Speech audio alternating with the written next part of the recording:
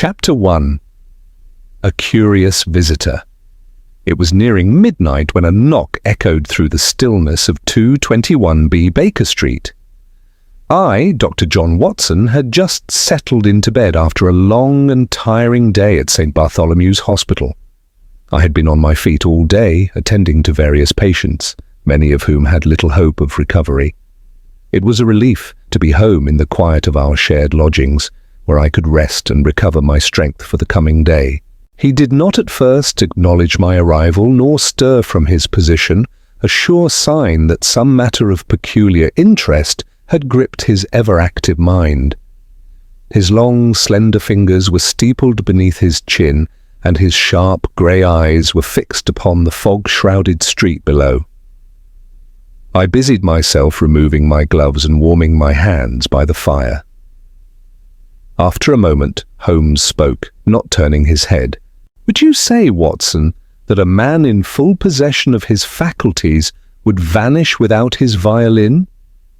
I blinked, somewhat taken aback. "I suppose that would depend on the man and the circumstances under which he vanished." He nodded faintly, then gestured with a languid hand toward the breakfast table. There, beside the untouched Morning Post and a half-empty cup of lukewarm tea, lay a thick envelope of cream-coloured paper bearing a gold-embossed crest. "An unusual letter," he said, "from the Royal Academy of Music. They request my services in a matter that seems, on the surface, rather trifling." I picked up the envelope and broke the seal. The letter within was brief and to the point.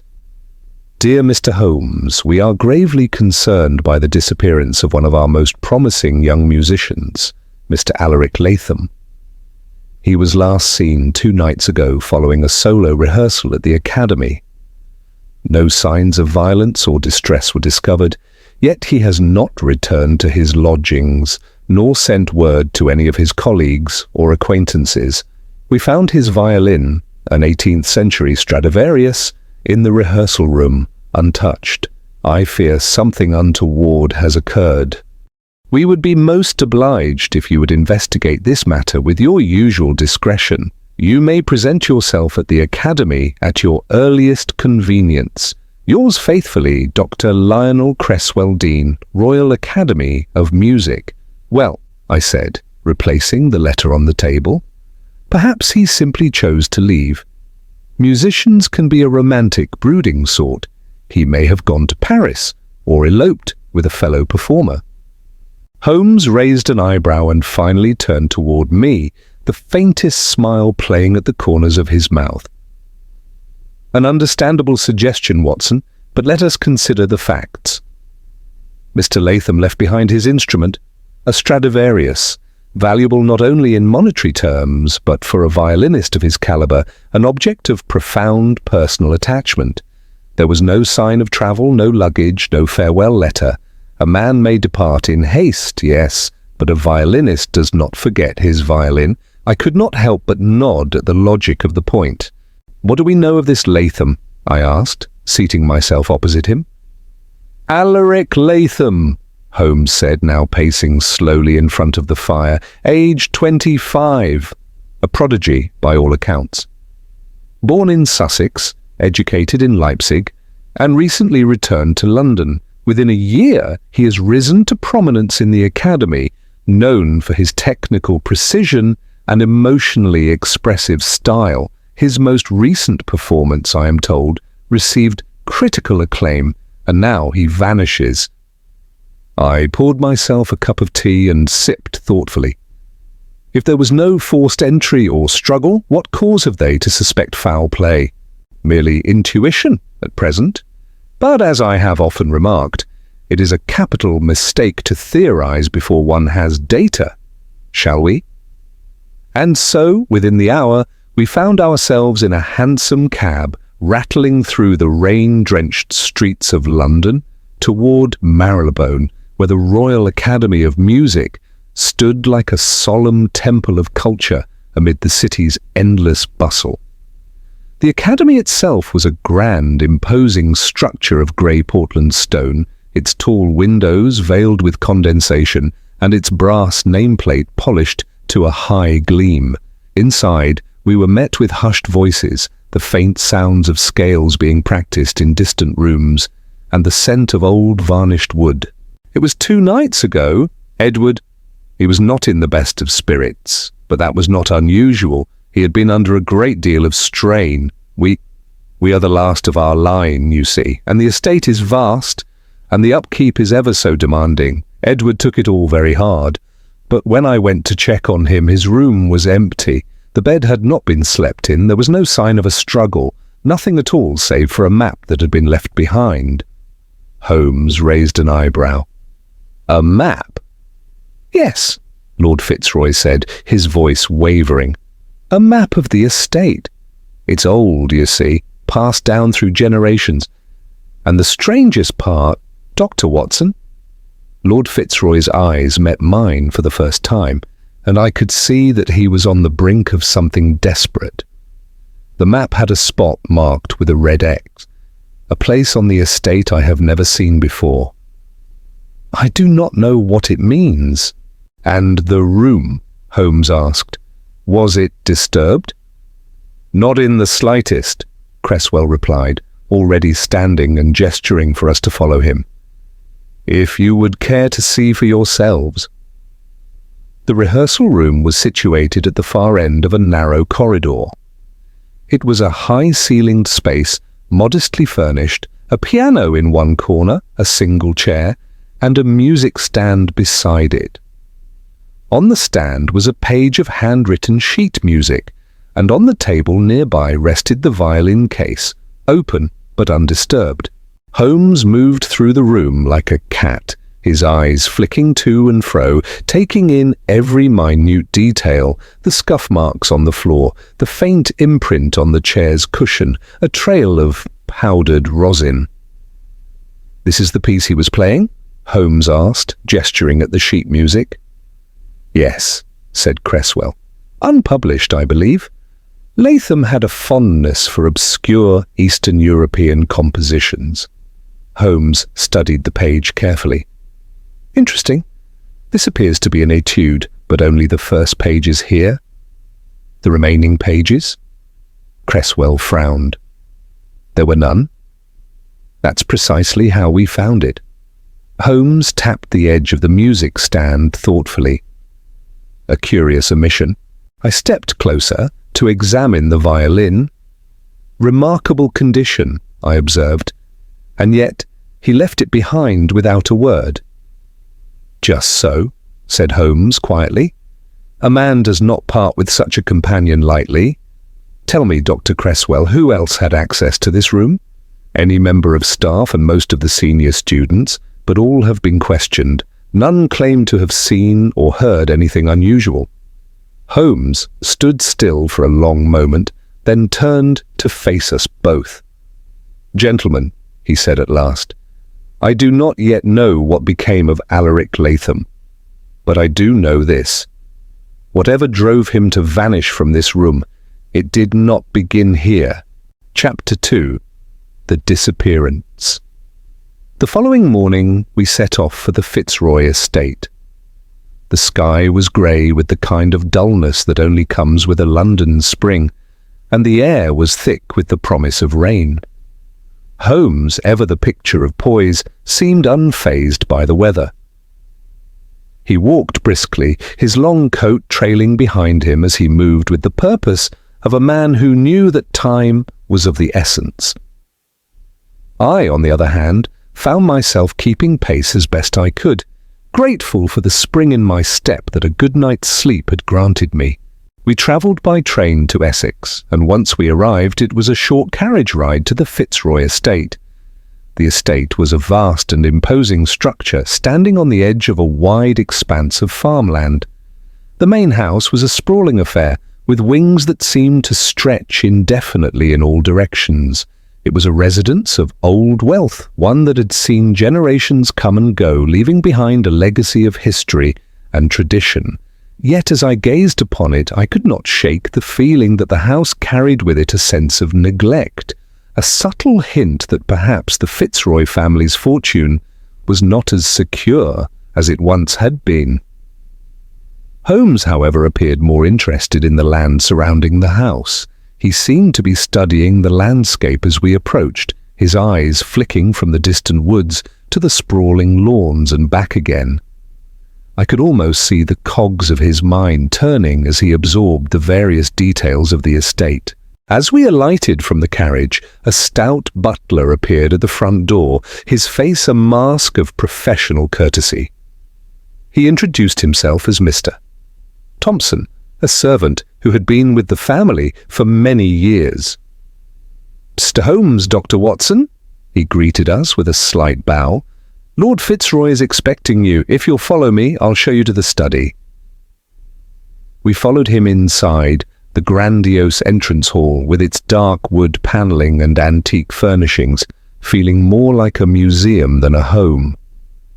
The atmosphere was eerily quiet, as though the house were holding its breath. I could sense Holmes's heightened awareness as he moved through the space, his eyes absorbing every corner, every flicker of movement. It was an uncanny ability, one that I had long ceased to be surprised by, but it never failed to fascinate me. Mr. Thompson led us through a series of long corridors and up a grand staircase to Lord Fitzroy's study, where the man himself awaited us. He was standing by the window, his hands clasped tightly behind his back. His face was drawn and pale, and his eyes carried a look of deep concern. It was clear that the disappearance of his brother was weighing heavily on him, though he appeared determined to maintain his composure. "Ah, Mr. Holmes, Dr. Watson," Lord Fitzroy said, turning to face us. "I am most grateful for your prompt arrival. Please, sit down. I will explain the situation in detail." He gestured to a pair of armchairs by the fire, and we took our places. Holmes wasted no time in getting to the heart of the matter.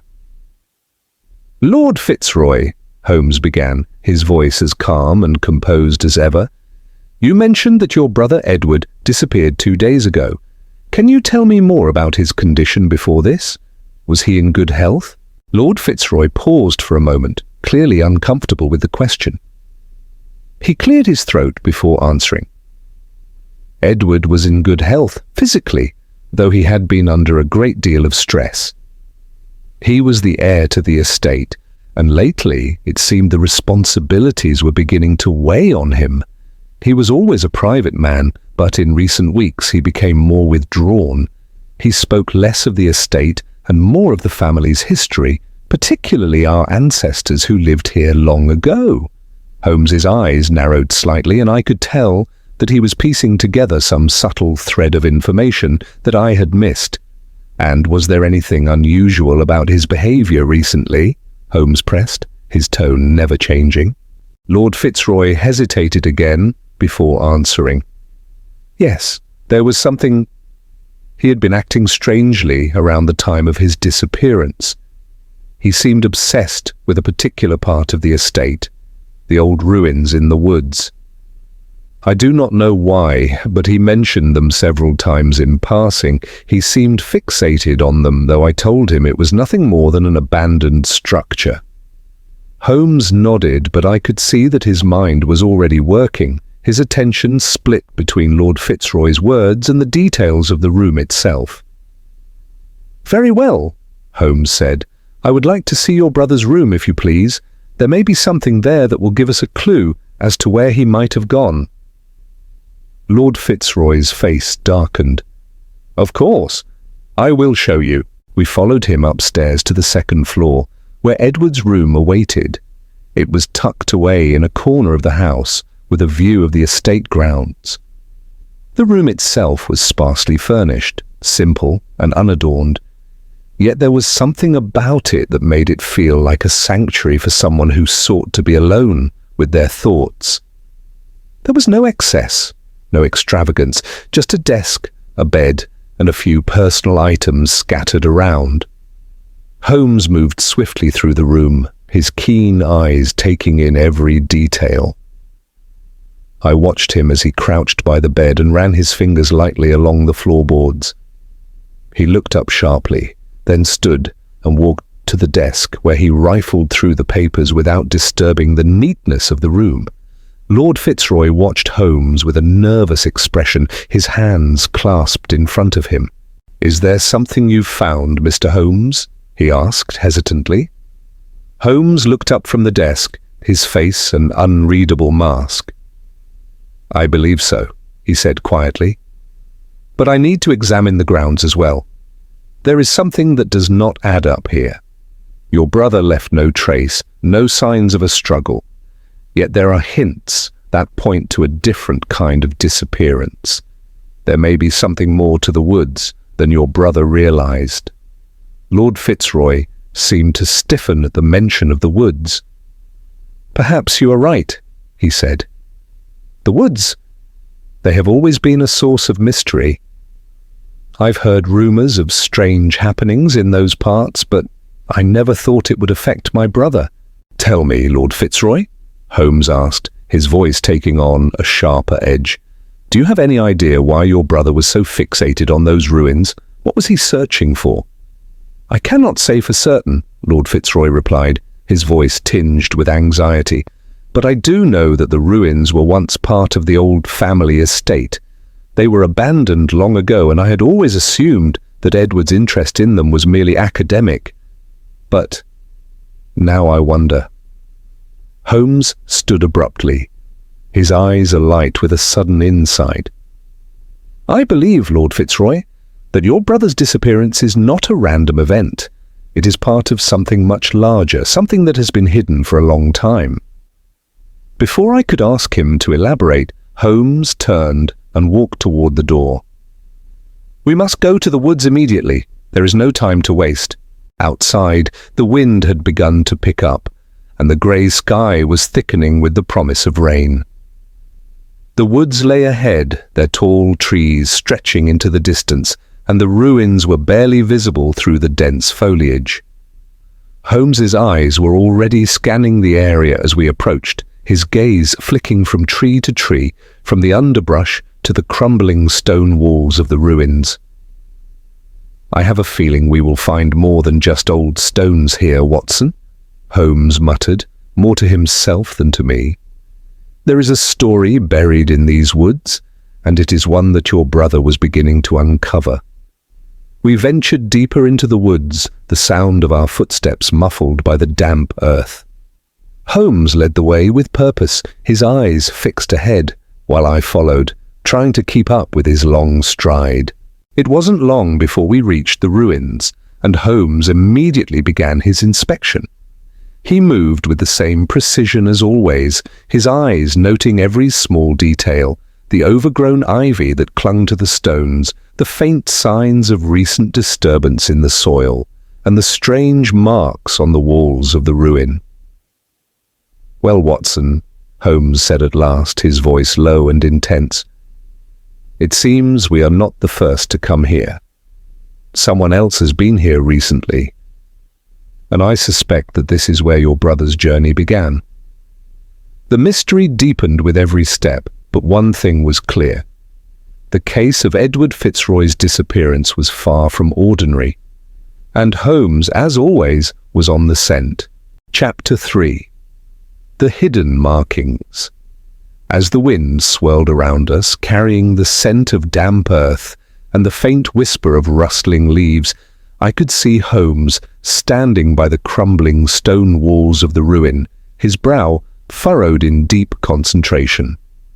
He appeared to be taking in every inch of the ancient structure, his sharp eyes darting from one corner to the next, as if searching for something hidden from ordinary view. Despite the rain that had begun to drizzle down upon us, he showed no sign of discomfort or distraction. To Holmes, such external factors were inconsequential in the face of a puzzle that demanded his full attention. I stood back, observing him as he moved with methodical precision, his long fingers lightly brushing the surface of the weathered stones. It was then that I noticed something that I had missed earlier.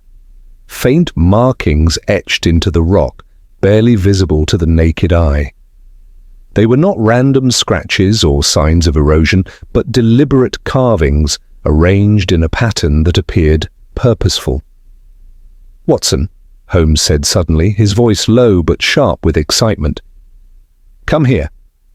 I stepped forward, brushing past the undergrowth, and stood beside him. He was pointing to a section of the stone wall where a series of symbols had been carved into the surface.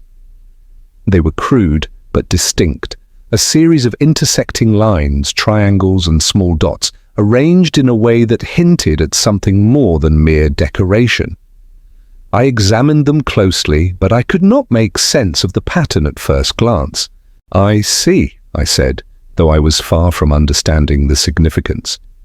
"These markings, they must mean something." Holmes nodded thoughtfully. "Indeed, Watson, this is no random act. These symbols have been deliberately placed here, and they likely hold the key to understanding what your brother discovered before he vanished." His fingers traced the markings, moving in a precise and deliberate pattern. "The question is, what did your brother uncover in these ruins? And why did he feel the need to come here in such secrecy?" I could sense that Holmes was on the verge of something.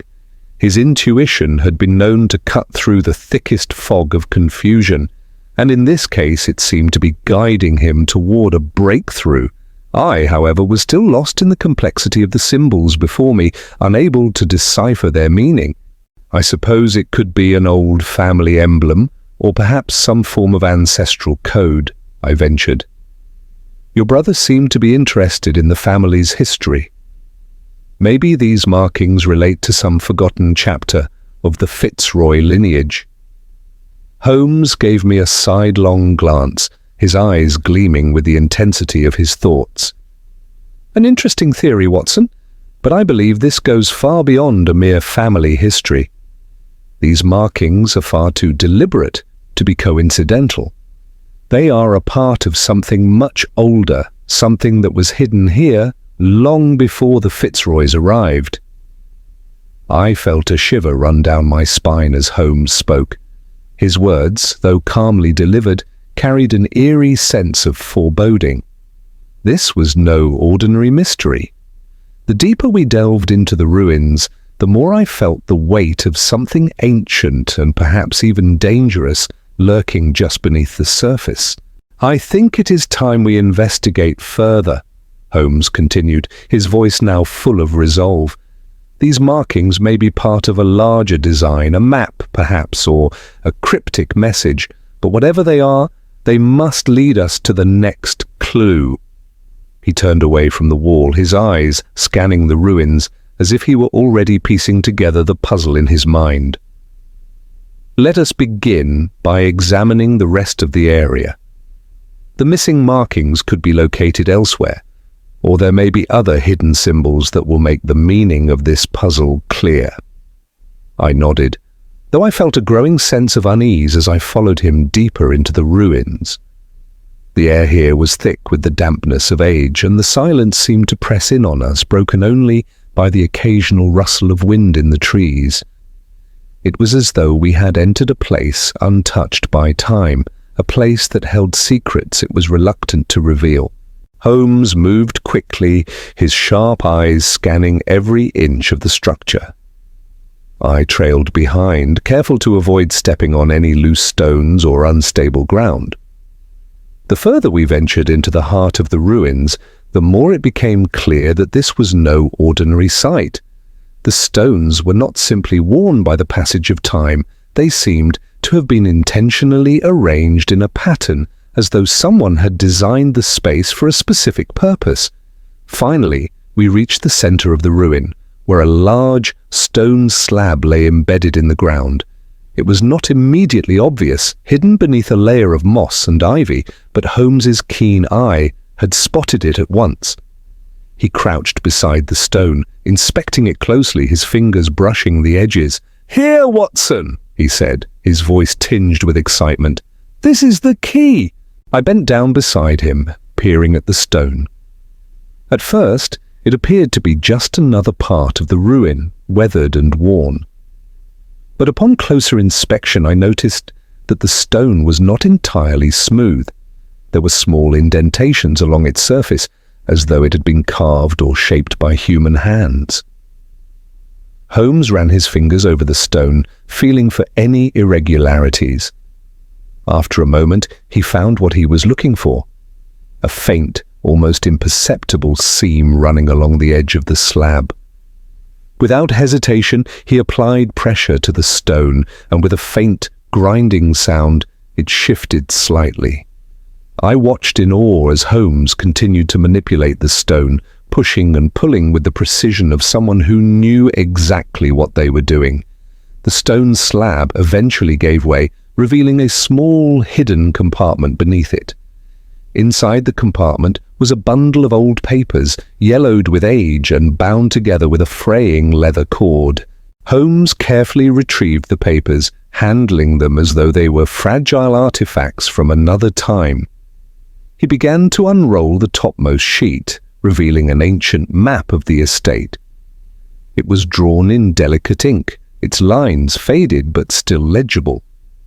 The map depicted the estate grounds in great detail with various landmarks, gardens, the family mausoleum, and the manor house clearly marked. But what caught my attention was the area marked with a series of strange symbols, symbols that matched those we had seen on the stones outside. "This is it," Holmes said, his voice full of quiet triumph. "This map was hidden here for a reason. It is no mere decoration or family heirloom, it is a guide." I leaned closer, examining the map. The symbols on it were identical to those carved into the walls of the ruin, and they seemed to form a pattern that led to a specific location on the estate, one that was marked with an unusual symbol that looked like an eye. Holmes's eyes gleamed with recognition. "The eye symbol," he murmured. "It is a mark of an ancient order, one that has long been forgotten by most. But your brother Edward must have discovered this symbol in his research. It is a key to unlocking the secrets of this place." I could not help but feel a growing sense of dread as I listened to Holmes's words. What had Edward Fitzroy stumbled upon, and why had he felt the need to hide this discovery? The deeper we ventured into the heart of the mystery, the more I felt that we were on the edge of uncovering something much darker than I had anticipated. Holmes folded the map carefully and tucked it into his coat. "We must return to the house, Watson. Lord Fitzroy needs to see this. The time has come to confront the truth of his brother's disappearance." As we made our way back through the ruins, I couldn't shake the feeling that we were being watched. The trees seemed to whisper with the wind, and the ancient stones beneath our feet felt unnervingly cold. Something was afoot, and I was no longer sure that this mystery would be as simple as finding a missing man. Holmes, however, remained calm and resolute. He had his answers, or at least part of them, and I knew that in time he would unravel the full extent of this dark and twisted puzzle. But for now, we were on the cusp of something far greater than either of us had anticipated. Chapter 4. The Unveiling. We returned to Fitzroy House in silence, the map safely tucked into Holmes's coat, and the rain now falling in steady sheets around us. The weather seemed to mirror the growing tension in the air, thick with unanswered questions, and the unsettling sense that we were on the brink of uncovering something far more sinister than a mere disappearance. As we entered the grand hallway of the house, we were greeted by Lord Fitzroy, who was pacing nervously. His expression was a mixture of hope and anxiety, as though he had been waiting for some breakthrough that would provide clarity on his brother's vanishing. "Mr. Holmes, Dr. Watson," he said in a voice that trembled slightly. "Have you found something? Is there any sign of Edward?" Holmes gave him a calm, measured glance. "I believe we have uncovered part of the puzzle, Lord Fitzroy. But the full truth has yet to reveal itself. We need to speak to you. There are details that must be shared." Lord Fitzroy's face tightened as he nodded. "Of course. Please follow me to the study." I can't tell you how grateful I am that you've come." We made our way back to the study, where the fire crackled softly in the hearth. The room was dark, save for the flickering light of the flames, and the shadows seemed to dance across the walls as we took our seats. Holmes, ever the composed figure, remained standing. I settled into an armchair, my mind swirling with the discoveries of the day. Holmes wasted no time in unveiling the map, carefully spreading it across the desk before Lord Fitzroy, who leaned in to examine it. "This map, Lord Fitzroy, was hidden in the ruins," Holmes began, his voice even but full of meaning. "It is an old family heirloom, and it seems to be far more than a simple record of your estate. What is of particular interest is the series of symbols drawn upon it. These symbols, I believe, are linked directly to your brother's disappearance." Lord Fitzroy's brow furrowed as he traced the markings with his finger, his eyes flicking from one symbol to another. "I've seen these before," he murmured. "Edward had mentioned them. He said they were part of an ancient design, something to do with our family's history, though he was never quite specific. But these markings, I never knew they would lead to this." Holmes nodded, his gaze never leaving the map. "Indeed. It seems that your brother had stumbled upon a deeper mystery, one that has been hidden for generations. These symbols are not mere embellishments. They form part of a cryptic pattern that leads to a location on your estate, a place marked by the symbol of an eye." "The eye," I repeated, the word catching in my throat. "Holmes, what do you make of it?" Holmes shifted slightly, his fingers drumming on the edge of the table. "The eye is an ancient symbol, often associated with secret societies and hidden knowledge. It is said to represent enlightenment, or the idea of seeing beyond the physical world to the truths hidden beneath the surface. Your brother, it seems, was in the process of uncovering something far more arcane than you or anyone else realized." Lord Fitzroy's face paled at this revelation. "A secret society? But that is absurd. We have no such connections, no hidden history that I know of." Holmes raised a hand to silence him. "That may very well be the case, Lord Fitzroy, but I believe Edward's search was not merely for historical interest. There is something more to these markings, something connected to the Fitzroy family's past, and I suspect that it is tied to the ruins themselves." He turned to me, his eyes gleaming with intensity. "We must return to the woods. The location marked on the map corresponds to a specific area near the old family mausoleum. The significance of this area, however, has yet to be revealed. The ruin may hold the final clue that explains your brother's disappearance." Lord Fitzroy, still processing the information, looked from Holmes to the map and back again. "You are certain that Edward went to these ruins, that he sought this eye symbol?" "I am," Holmes replied. "He was drawn to the ruins for a reason, and I believe that reason is linked to the ancient history of your family. Something must have occurred there, something hidden, something that has remained obscured for centuries. The carvings on the stones, the map itself. It is all part of a larger picture, one that we are beginning to see more clearly."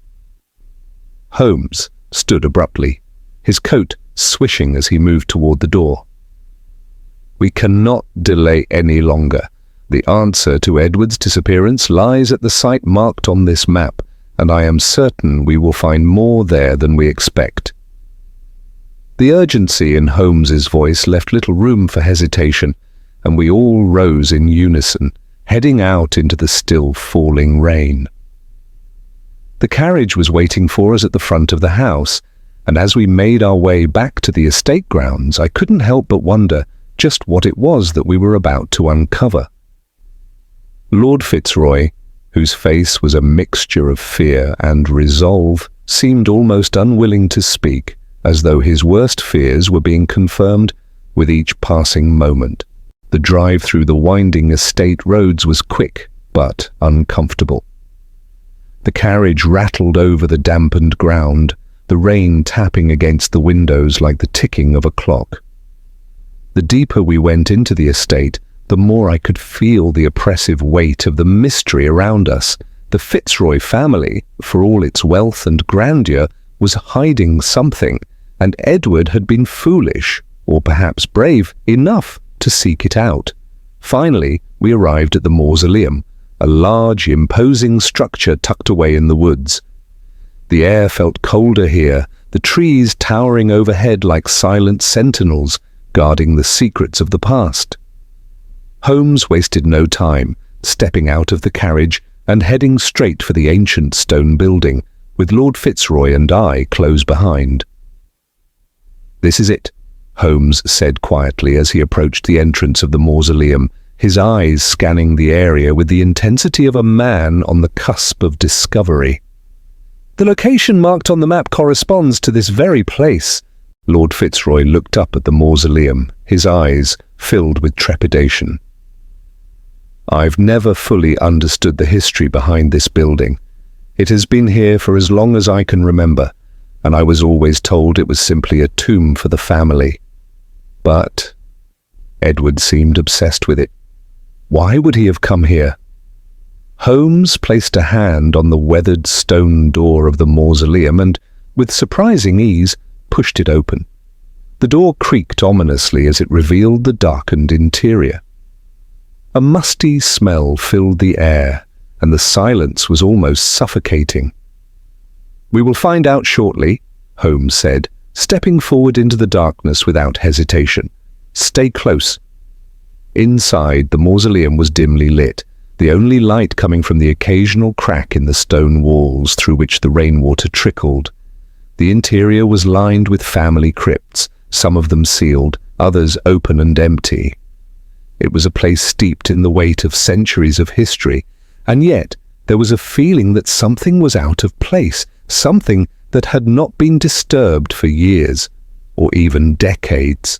Holmes moved with methodical precision, his eyes scanning every inch of the stone walls, the floor, the crypts themselves. He stopped at one of the open crypts, his fingers tracing the stone edges with the care of a man who was reading the remnants of a long-forgotten message. "Here," Holmes said, his voice barely a whisper. He gestured for us to come closer. I stepped forward, squinting into the dim light. At first, I saw nothing unusual, but then I noticed something strange. On the stone floor beside the crypt was a faint, almost invisible marking. It was not a scratch or a crack in the stone, but a subtle indentation, as though something heavy had been placed there recently. Holmes crouched down and ran his fingers over the mark. "Edward was here. He found something." Lord Fitzroy's voice trembled as he spoke. "What do you mean? What did he find?" Holmes straightened, a look of grim satisfaction in his eyes. "I believe your brother uncovered the truth of this place, the secrets that have been buried for centuries. And I believe we are about to uncover them together." As we continued to explore the mausoleum, Holmes's discovery proved to be only the beginning. Each step led us closer to an unsettling truth, one that would shatter the Fitzroy family's history forever. Chapter 5. The secrets beneath the mausoleum was colder than I had anticipated, and the oppressive silence that surrounded us only heightened the sense of unease. Every step we took seemed to echo louder than the last, as though the walls themselves were listening in on our movements, waiting for the right moment to reveal their secrets. Holmes, however, showed no signs of hesitation. His movements were purposeful, each step calculated, as though he had already pieced together the clues in his mind. I watched him carefully as he continued his inspection of the crypts, his sharp eyes moving from one stone to the next, his fingers brushing lightly over the weathered surfaces as though drawing invisible connections between the past and present. Lord Fitzroy, standing a little behind us, was clearly shaken, his face pale and his eyes darting nervously around the dark chamber.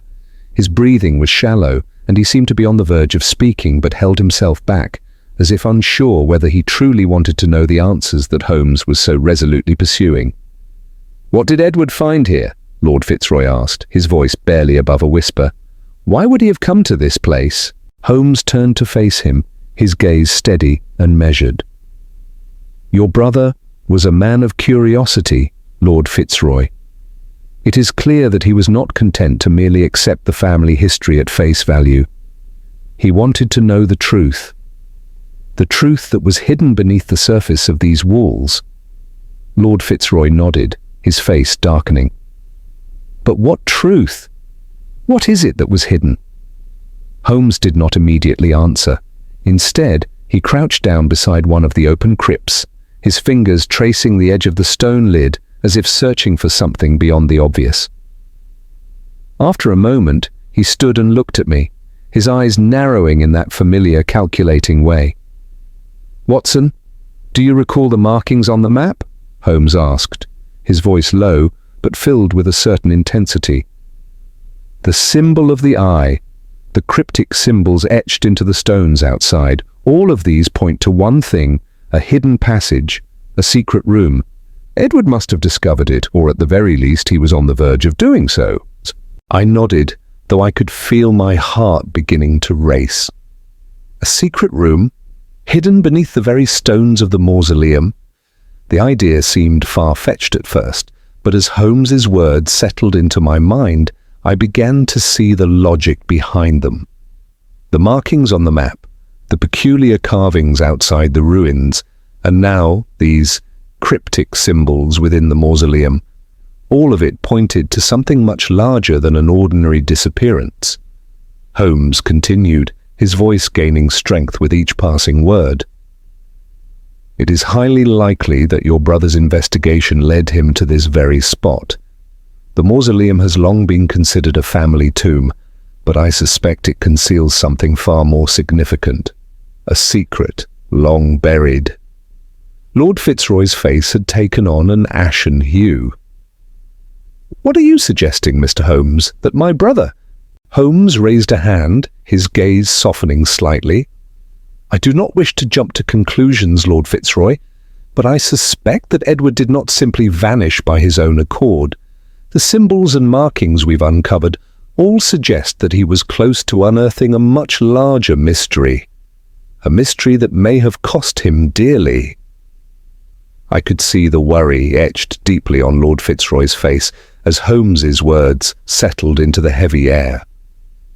The very idea that Edward's curiosity could have led to his demise was a thought too terrible for the man to fully grasp.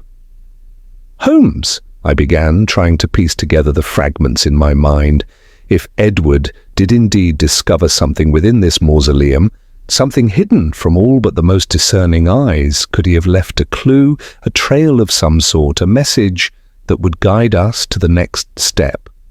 Holmes's eyes flickered with a trace of something I had seen many times before.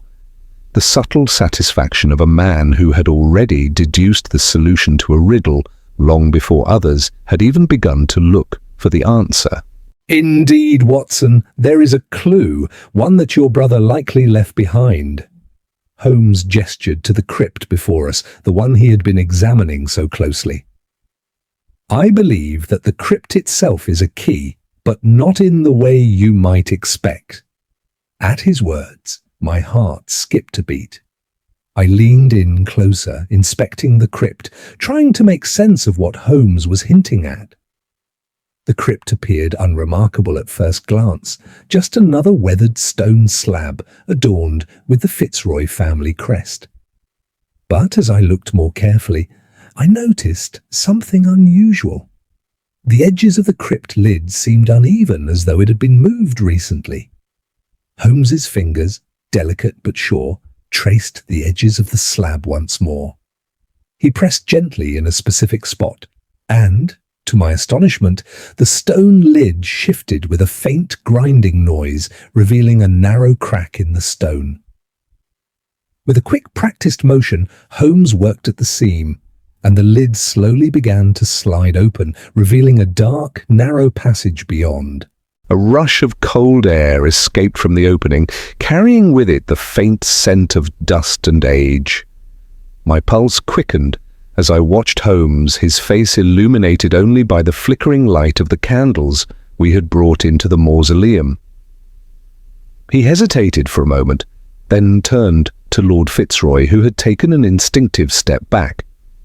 "Lord Fitzroy," Holmes said, his voice calm but firm, "I suggest you remain here. This passage may hold answers to the questions we've been asking, and it is best that you do not accompany us into this unknown space." Lord Fitzroy opened his mouth to protest, but then closed it again, as though suddenly aware of the danger that lay ahead. I understand. Please, Mr. Holmes, find my brother. Whatever is down there, I will accept it, but please, bring him back." Holmes gave a small, reassuring nod and motioned for me to follow him. As we stepped into the narrow passage, the air grew colder still, and the weight of the darkness pressed down on us. The walls were smooth stone, and the floor was uneven underfoot, but Holmes moved forward with steady determination, his steps sure as always. I followed closely behind, my heart beating faster with each step, deeper into the mausoleum's hidden depths.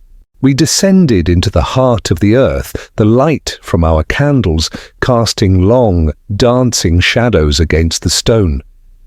The passage seemed to stretch on forever, winding through the earth like a serpent's path. I had no way of knowing how far we had travelled, but the oppressive stillness and the deep sense of mystery that surrounded us made it feel as though we were walking through the very bones of history itself. Finally, after what felt like an eternity, we reached the end of the passage, a small chamber no larger than a closet. The walls were covered in strange, faded symbols that matched those we had seen earlier in the ruins. In the center of the room there was a stone pedestal, and upon it lay a small, intricately carved box. Holmes stepped forward, his hands steady as he reached for the box.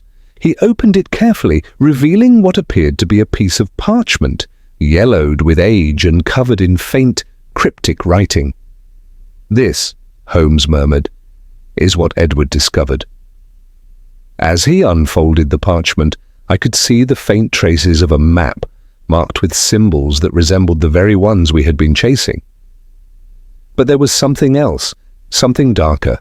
Beneath the symbols lay a warning, one that Edward must have deciphered before his disappearance. "The truth, Watson," Holmes said, his voice low and intense, "was more dangerous than we could have imagined." Chapter 6. The Hidden Truth.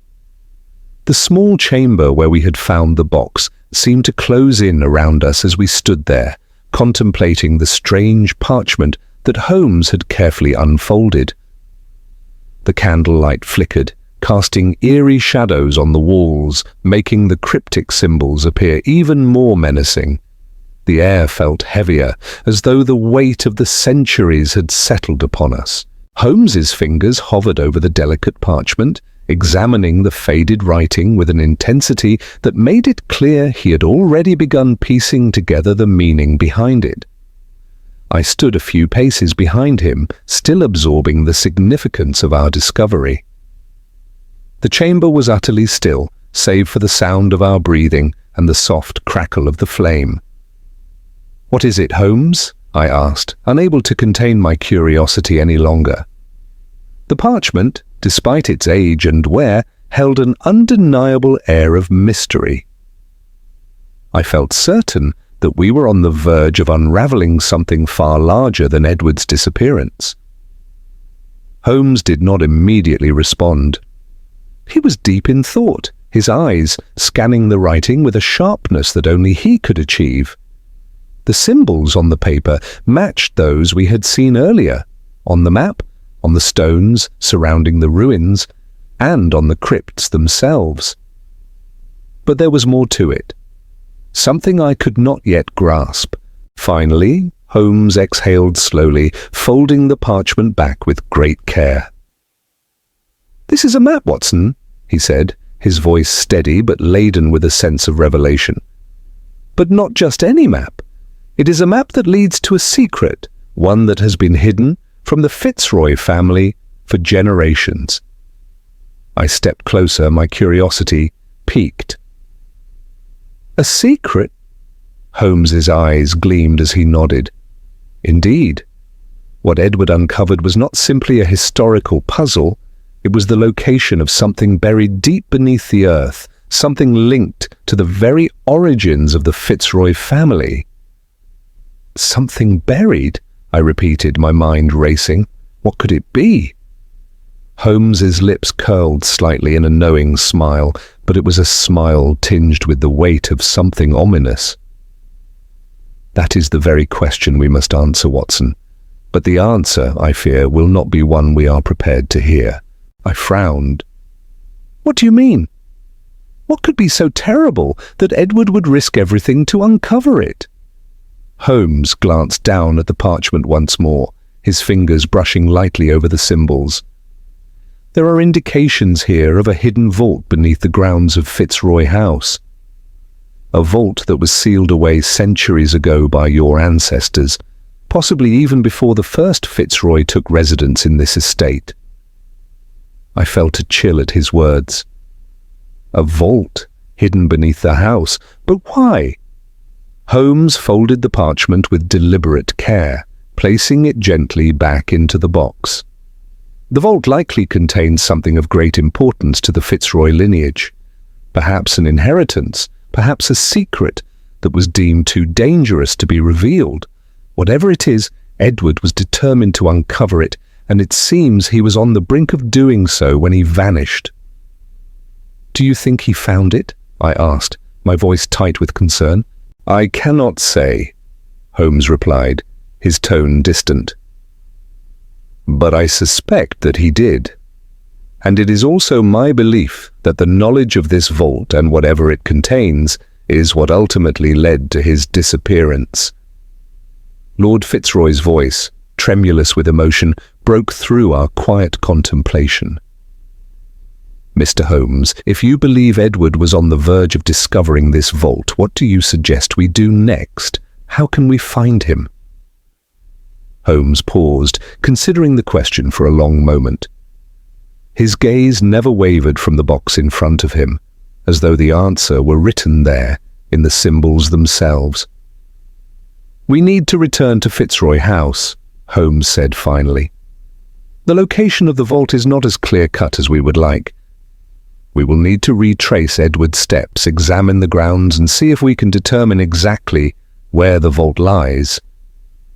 But the vault is not in the mausoleum, Lord Fitzroy asked, his voice heavy with confusion and uncertainty. No, it is not, Holmes replied, his eyes flickering to the door of the chamber. This room, this passage, is merely a part of the puzzle.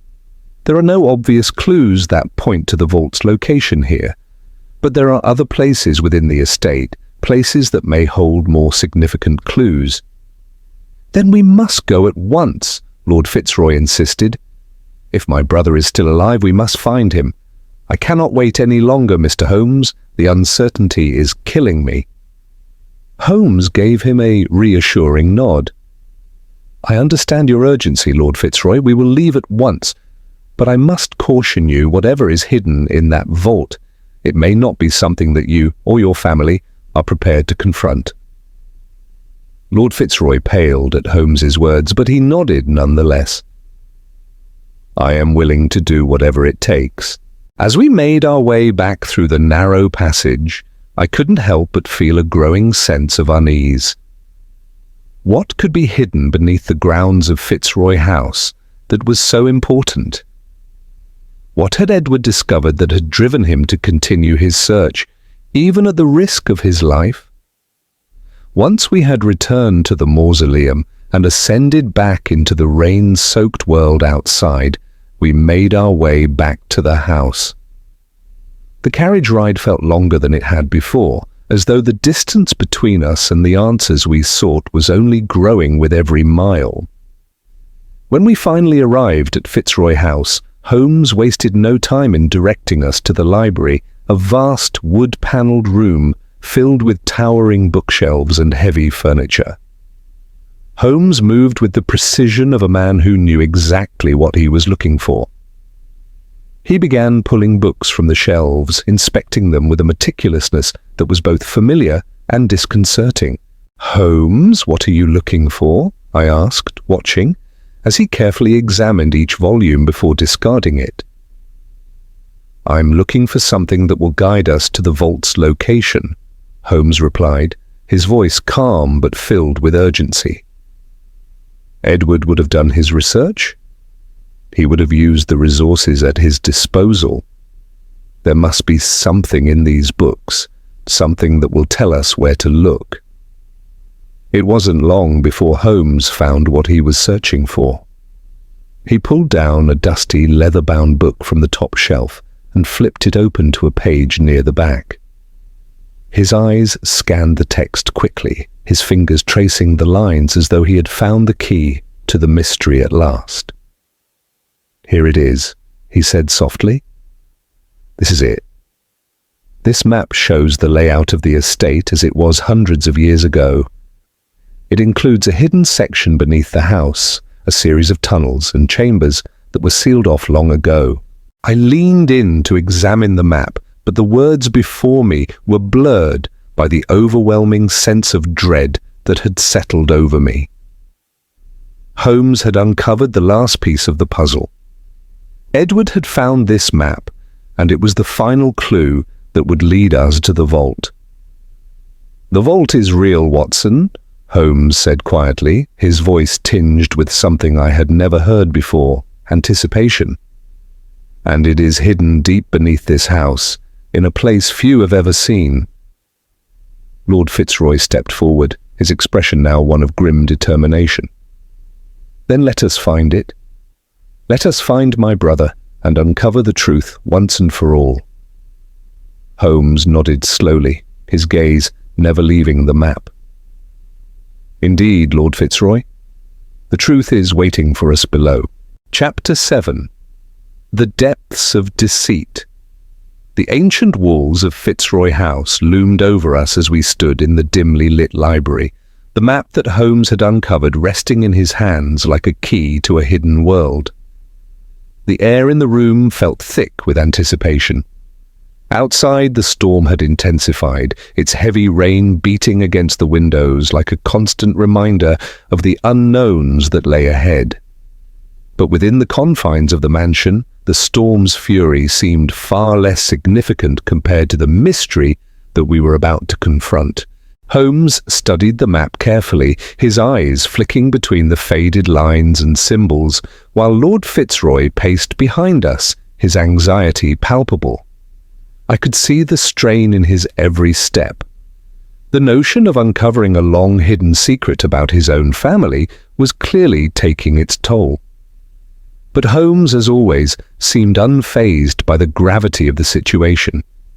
His mind was already working, dissecting the map and strategizing our next move with the precision of a master chess player. "Holmes," I said, my voice breaking the stillness, "where does this map lead us?" Holmes looked up, his eyes narrowing as he surveyed the room. He placed the map on the table and traced a path with his finger, drawing an imaginary line through the intricate design of tunnels and hidden chambers.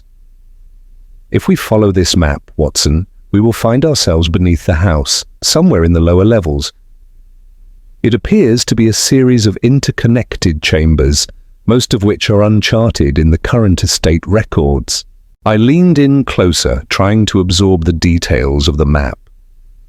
It was a labyrinth, its passageways winding through what appeared to be the very foundation of Fitzroy House. The tunnels were marked with symbols that resembled the ones we had seen in the mausoleum, reinforcing the connection between the estate's past and the mystery we were unraveling. "But why were these chambers sealed off?" I asked, my voice tinged with unease. "Why would anyone hide such a place beneath their own home?" Holmes raised an eyebrow, his expression thoughtful. "That is the question we must answer, Watson. If this vault was hidden away so long ago, then it must be for a reason far more compelling than mere curiosity." Lord Fitzroy, who had been standing in the background, stepped forward. His voice was shaky, yet determined. "I must know, Holmes, if there is something here, something that threatens my family, or the legacy of the Fitzroys. I need to understand it. I need to know what Edward found." Holmes looked at him with a measured gaze, his fingers steepled in front of him. "Very well, Lord Fitzroy. We will go down into the depths of your estate and see what we can find. But I must warn you, what we discover may be far more than any of us is prepared to handle." Without another word, Holmes rolled up the map and tucked it into his coat. He led us through the winding corridors of Fitzroy House, our footsteps muffled by the thick carpets that lined the floors. The mansion was eerily quiet, save for the occasional creak of wood underfoot. As we reached the cellar door, the temperature seemed to drop. A cold draught wafted from the depths below, sending a chill down my spine. "Stay close, Watson," Holmes murmured, his voice low. "This is where the real investigation begins." The cellar door groaned as Holmes pushed it open, revealing a narrow, winding staircase that led into the darkness. We descended slowly, the air growing colder with each step. The faint smell of damp earth and mildew clung to the stone walls, and the flickering light from our candles barely penetrated the inky blackness ahead. At the bottom of the stairs, we found ourselves standing in a large, cavernous space, the ceiling arching high above us. The area was vast, with walls lined by shelves and crates, some of which looked as though they had not been touched in decades. It was a room that felt forgotten by time, as though the very air had been sealed off from the rest of the house for centuries. Holmes's sharp eyes scanned the room. "This is the beginning, Watson," he said quietly. "This is where Edward's search would have begun." I glanced around, noting the various crates and boxes stacked haphazardly against the walls. The room seemed unremarkable at first glance, but I could feel the weight of the mystery pressing in on me. Whatever was hidden here, it was not simply a relic of the past. It was something far more significant, something that had been buried for a reason. "Do you believe the vault is somewhere in this room?" Lord Fitzroy asked, his voice filled with a mix of hope and apprehension. Holmes did not respond immediately. Instead, he moved to the far corner of the room where the stone walls seemed to shift slightly. His fingers traced along the edge of the wall, and then, with a soft click, a hidden panel slid open, revealing a narrow passageway leading further underground. I was taken aback. "A hidden passage?" Holmes nodded, his expression unchanged. "The vault is deeper still. This passage is not on the map, but it is a logical extension of the tunnels we've seen." Lord Fitzroy stepped forward, his eyes wide with disbelief. "This is it, then? The path to the vault?" Holmes looked at him with a piercing gaze. "This may lead to the vault, Lord Fitzroy, but be warned, there may be more danger ahead than you realize." With that, Holmes led the way into the passage, the narrow stone walls pressing in on us as we descended deeper into the earth. The air grew heavier with each step, and I could feel my pulse quicken as the temperature continued to drop. There was something unsettling about the passage, its sharp, jagged edges and the sense of being far removed from the world above. We walked in silence for several minutes, the sound of our footsteps echoing through the dark passageway. The walls were lined with old, crumbling stone, and the smell of dampness and decay grew stronger as we moved deeper into the earth. Then ahead of us, I saw it, an ornate door set in the center of the passage. Unlike the rest of the stonework, this door was adorned with intricate carvings, symbols that mirrored those we had seen earlier. It was as though the door itself held the answers to the mystery we had been chasing. Holmes moved forward, his hand outstretched. "This is it," he said softly, his voice filled with a strange reverence. "The vault." As he pushed open the door, a wave of cold air rushed out, carrying with it a sense of foreboding. The door creaked as it swung open, revealing a large, circular room. In the center of the room was a pedestal, upon which sat an ornate chest, its surface covered in dust and cobwebs. Holmes stepped inside, his eyes immediately narrowing as he took in the room. "This is the heart of the mystery, Watson." I stepped forward, my breath catching in my throat. The room felt ancient, as though it had been untouched for centuries. And yet, the chest that sat before us seemed eerily familiar. "Edward must have come here," I murmured, the realization dawning on me. "This is where he must have found the truth." Holmes nodded slowly, his eyes scanning the chest. "Indeed. But what he found here, Watson, what he uncovered, was far more dangerous than he could have imagined." As I reached for the chest, a sudden chill ran through me. The weight of the moment was overwhelming, and I couldn't shake the feeling that we were on the verge of uncovering something that would change everything. But as I touched the chest, I felt a strange vibration in the air, something that made the hairs on the back of my neck stand up. "This is only the beginning," Holmes whispered, his voice tense with anticipation. "We are about to learn what lies beneath the surface of this family's legacy. And once we do, there will be no turning back." Chapter 8. The Final Revelation. The room was suffused with an eerie silence as I stood before the pedestal, my hand still hovering above the ornate chest. The cold air in the vault seemed to grow heavier, as though the very earth itself was holding its breath, waiting for something to unfold. My pulse quickened, and despite my attempts to steady myself, I could not shake the feeling that we were teetering on the edge of a revelation that would change everything. Holmes had not moved since we entered the room, his eyes fixed on the chest, a look of intense concentration on his face. I could sense that he, too, was waiting for the right moment to act, to uncover whatever secrets lay hidden before us. Lord Fitzroy, who had followed us into the vault, stood slightly behind, his posture tense, his eyes darting between Holmes and the chest. I could see the emotions swirling within him, hope, fear, and a deep uncertainty. He had wanted the truth, but I doubted he was prepared for what that truth might be. "Holmes," I said, my voice a whisper in the stillness of the room, "what do you believe is inside?" Holmes did not immediately answer. He took a slow step forward, his gaze never leaving the chest, his mind already working through the possibilities. Finally, he spoke, his voice measured but laced with a quiet intensity. "It is not simply what is inside, Watson," he said, his tone low but deliberate. "It is what the chest represents, and what it has been kept from the world for so long." Lord Fitzroy stepped forward, his voice barely a tremor.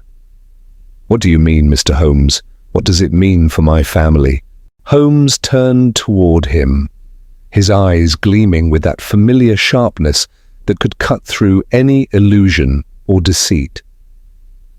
"Your family, Lord Fitzroy, has been living with a lie for generations, a lie that was buried within this very house, within this very vault." I glanced at Lord Fitzroy, noticing the way his face paled at Holmes's words. "A lie?" I repeated. "What sort of lie?" Holmes took a deep breath and turned back to the chest. "I believe Edward discovered this lie, and it drove him to uncover the truth, no matter the cost. But he was not the first to try. Whoever hid this secret here, in this vault, did so with the intention of keeping it buried forever." He walked toward the chest, bending down to examine its intricately carved surface. The carvings on the chest, the symbols, they all point to something far more valuable than gold or treasure.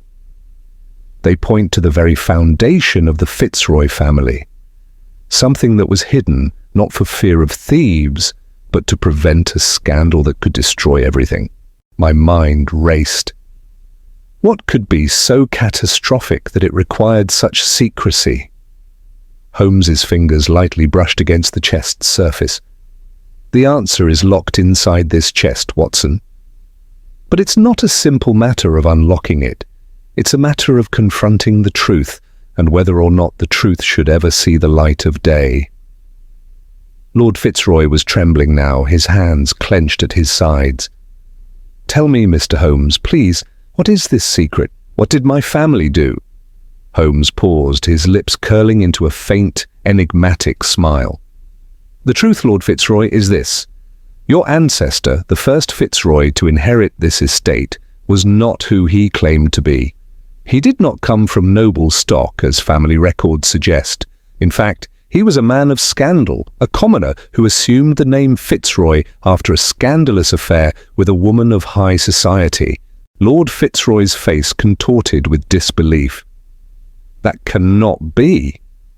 My family—" "I know it is difficult to believe," Holmes interrupted, "but the evidence is here.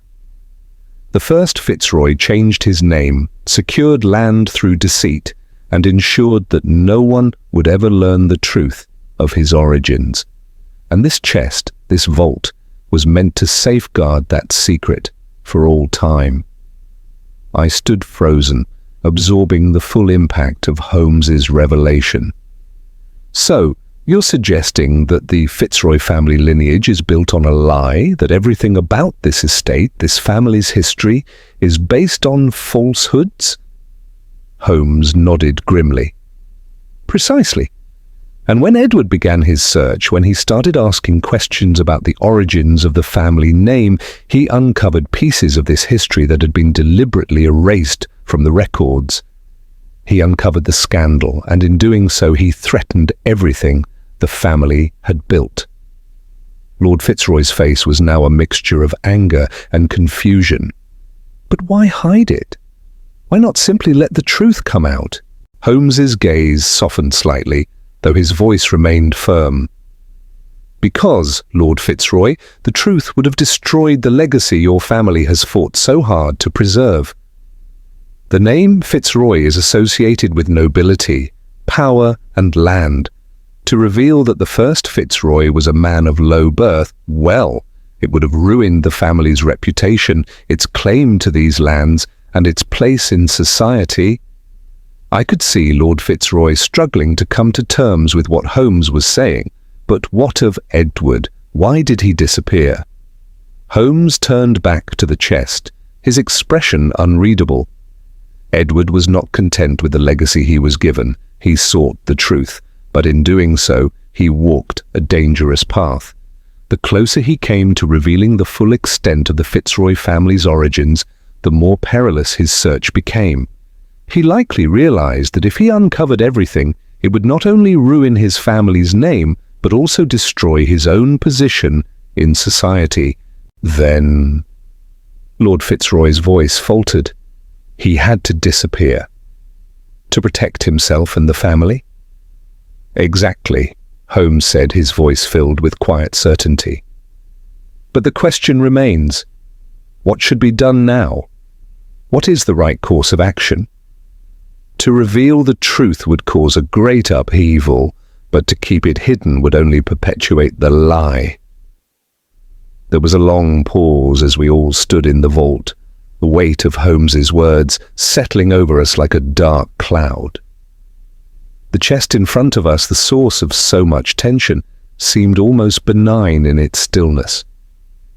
Yet it represented a family's foundation built on deceit, and the truth that lay inside was capable of unraveling centuries of history. Holmes took a slow step forward, his hand resting on the lid of the chest. Edward knew what he was risking, and in the end he chose to seek the truth. The question, Watson, is whether Lord Fitzroy is ready to confront it as well. Lord Fitzroy stood motionless, his eyes wide with the weight of the decision that now rested in his hands. After a moment, he spoke, his voice thick with emotion. I have lived my life believing in the Fitzroy legacy, in the strength of my family name, he said quietly. But I cannot live in ignorance any longer. The truth must come out, no matter the cost. Holmes nodded approvingly. A wise choice, Lord Fitzroy. The truth, though painful, is the only thing that can free you from the shackles of the past. With a final, deliberate motion, Holmes opened the chest. As the lid creaked upward, a small, hidden compartment inside revealed a stack of letters, documents, and a single, weathered portrait, one that would forever change the course of the Fitzroy family's history. Holmes's eyes scanned the contents with a calculating gaze, and then, turning to Lord Fitzroy, he spoke the final words that sealed the fate of the family legacy. "The truth is here, Lord Fitzroy," Holmes said softly. "Now it is time to face it." And with that, the Fitzroy family's dark secret was laid bare before us, its shadow stretching out to touch everything that had come before, and everything that would follow. The past had been uncovered, and in doing so, the future would never be the same.